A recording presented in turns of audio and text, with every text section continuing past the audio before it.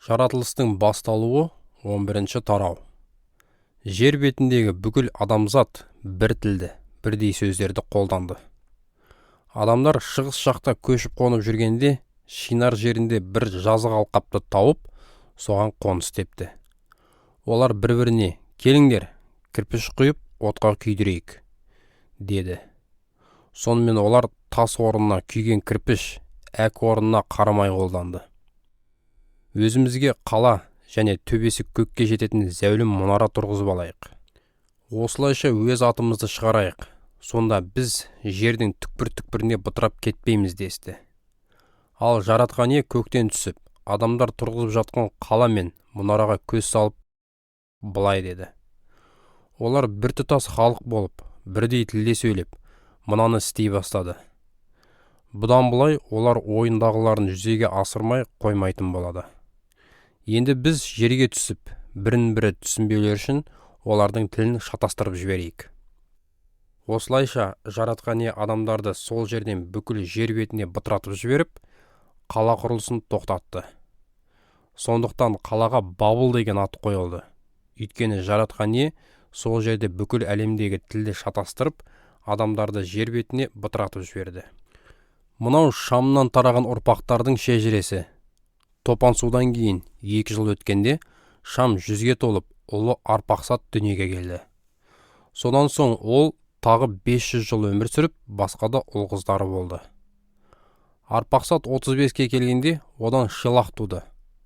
Шилах туған соң Арпақсад 403 жыл өмір сүріп, басқа да ұл қыздарға әке болды.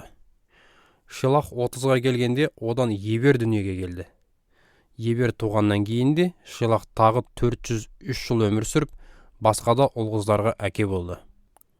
Ебер 34 жасқа келгенде одан Пелек туды. Пелек туғаннан кейінде Ебер 430 жыл өмір сүріп, тағы да ұл қызды болды. Пелек 30 жасқа келгенде одан Рәгу туды. Рәгу туған соң Пелек 209 жыл өмір сүріп, басқа да ұл қыздарды дүниеге келтірді. Рәгу 32 жасқа келгенде одан Серук туды. Серук туған соң Рәгу 207 жыл өмір сүріп, басқа да ұл қыздарға әке болды. Серук 30 жасқа толғанда ұлы Нахор туды. Нахор туған соң Серук 200 жыл өмір сүріп, басқа да ұл қыздары дүниеге келді. Нахор 29 жасқа келгенде одан Тарақ туды.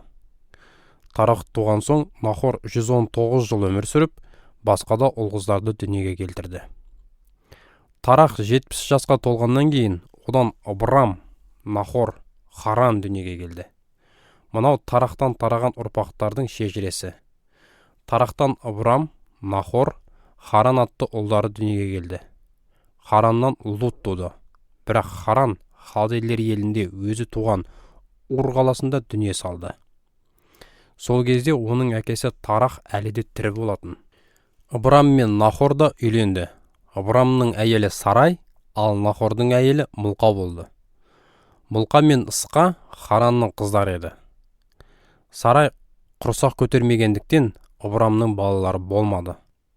Тарақ өз ұлы Абрамды, немересі Лутты және келіні Сарайды ертіп алып, бәрі бірігіп халдейлер еліндегі Ур қаласынан жолға шықты. Олар Қанақан жеріне бармақшы еді. Алайда Харан аймағына жеткен соң, сол жерге қоныс теуіп тұрып қалды. Тарақ 205 жыл өмір сүріп, Харанда қайтыс болды.